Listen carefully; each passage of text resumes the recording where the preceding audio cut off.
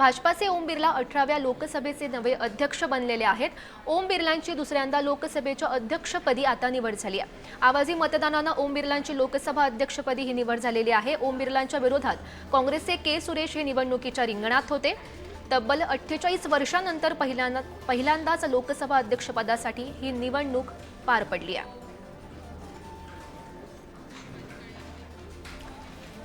तर या संदर्भात माहिती देत आहेत आमचे प्रतिनिधी शिवाजी काळे सध्या आपल्यासोबत आहेत। तर शिवाजी, आपण महत्त्वाची बातमी आपण पाहतोय। खरं तर लोकसभा अध्यक्ष हा इंडिया आघाडीचा होणार नाही हे इंडिया आघाडीला माहीत होतं, मात्र तरीही ही जी हरणारी लढाई इंडिया आघाडी नेमके का लढले? गौरी, सगळ्यात महत्त्वाचा विषय आहे, जो लढतो त्याच्याबद्दल एक सिंपती असते, जो हरतो त्याच्याबद्दल अधिक सिंपती असते। कारण लोकांना लढणारा व्यक्ती आवडतो आणि जेव्हा एखादा व्यक्ती हरतो तेव्हा पुन्हा एकदा तो लोकांची जाऊन भेट घेतो, तेव्हा त्याच्याबद्दल एक सिंपती निर्माण होते। हा एक मानवी मनाचा स्वभाव आहे आणि एक मानसशास्त्र आहे। त्यानुसार ज्या पद्धतीने राहुल गांधी आज या निवडणुकीमध्ये सहभागी झाले, त्याचबरोबर त्यांनी के सुरेश यांना उमेदवारी दिली, ते दलित आहेत आणि दलितांनी मोठ्या प्रमाणात यावेळेस इंडिया आघाडीला मतदान टाकलेलं आहे। संविधान बदलण्याच्या भीतीने हे सगळं झालं असं विरोधक आरोप करतात। मात्र सध्या जरी परिस्थिती पाहिली तर फक्त दलितांच्या बाबत घोषणा केल्या जात नाही, आम्ही प्रत्यक्ष प्रतिनिधित्व देतो हे सांगण्याचा प्रयत्न यामधून केला होता। दुसरीकडे जर पाहिलं तर गेल्या 10 वर्षांमध्ये जे चित्र आज आपल्याला पाहायला मिळालं, देशाचे पंतप्रधान, देशाचा विरोधी पक्ष नेता आणि निवडून आलेले अध्यक्ष यांना सोबत घेऊन जो चेअरपर्यंत जाण्याचा जो व्हिडिओ आता पाहायला मिळतोय, हे देशाच्या सशक्त लोकशाहीचं लक्षण आहे। गेल्या 10 वर्षांमध्ये हे पाहण्यासाठी देशवासियांचे डोळे त्रासलेले ते असं जर म्हटलं तर वावगं ठरणार नाही। आणि हे एकत्रितपणे जेव्हा तिथपर्यंत गेले तर देशाची लोकशाही अधिक सशक्तपणाचं हे लक्षण आहे। आणि जी राजकीय संघर्ष आपण म्हणतो हा लोकशाहीचा भाग आहे आणि त्याच लोकशाहीचा भाग म्हणून हे आज आपल्याला पाहायला मिळालं।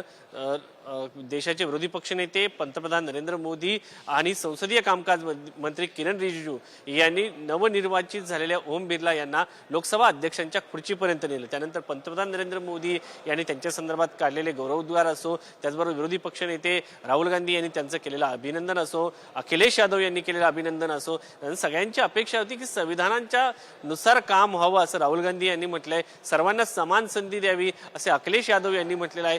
थोडक्यात मधल्या काळामध्ये ज्या पद्धतीने भाजप ताकदवान होतं आणि याच ओम बिर्ला यांनी जर पाहिलं तर एकाच संसदीय कालखंडामध्ये 50 पेक्षा अधिक खासदारांना निलंबित केलं होतं, तो काळ। आणि आता देशाच्या जनतेने निवडून दिलेला मोठा आणि भक्कम असा विरोधी पक्ष, त्याचबरोबर जनतेच्या मनात ज्यांना पंतप्रधान करायचं होतं त्यांच्यासाठी देखील लोकांनी मतदान टाकलेलं आहे। देशाचे पंतप्रधान म्हणून नरेंद्र मोदी विराजमान झाले, त्याच वेळी सत्ताधारी पक्षाला अंकुश ठेवण्यासाठी प्रमुख म्हणून एक प्रबळ असा विरोधी पक्ष देखील या जनतेने दिलेला आहे।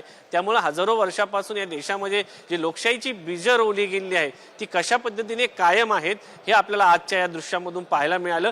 दुसरीकडे सगळ्यात मोठा प्रश्न हा आहे की विरोधकांनी अध्यक्षपदाची निवडणूक का लढली, तर अध्यक्षपदाची निवडणूक लढताना त्यामागे एक कारण महत्त्वाचं होतं, ते म्हणजे आम्ही कमी नाही आहोत। कारण 10 वर्षांमध्ये आपल्याला पाहायला मिळालं नव्हतं आणि विरोधकांनी निवडणूक लढणं म्हणजे हरणं किंवा जिंकणं हे 2 पर्याय असतात, मात्र हरणाऱ्यांबद्दल एक सिंपती असते, ती सिंपती मिळवण्याचा प्रयत्न आहे, दुसरं दलितांचं रिप्रेझेंटेशन दाखवण्याचा प्रयत्न आहे आणि हे यातून होताना पाहायला मिळालं। आणि पुढील 5 वर्ष संघर्षासाठी आम्ही तयार आहोत हे विरोधकांनी यामधून दाखवण्याचा प्रयत्न केलेला आहे। आणि लढणारा, संघर्ष करणारा, रस्त्यावर उतरणारा विरोधी पक्ष लोकांना हवा आहे। कारण आपण आता गेल्या 5 ते 10 वर्षापासून पाहिलं असेल, विरोधी पक्ष नव्हता तरीही जनतेने अनेक ठिकाणी निवडणूक हातात घेऊन विरोधकांना मतदान केलेलं आहे। विरोधकांनी देखील ही बाब समजून घेणं गरजेचं आहे। या सगळ्या परिस्थितीमध्ये आजचं जे चित्र आपल्याला पाहायला मिळालेलं आहे ते देशाच्या सशक्त लोकशाहीचं लक्षण आहे असं आपल्याला आज म्हणावं लागणार आहे।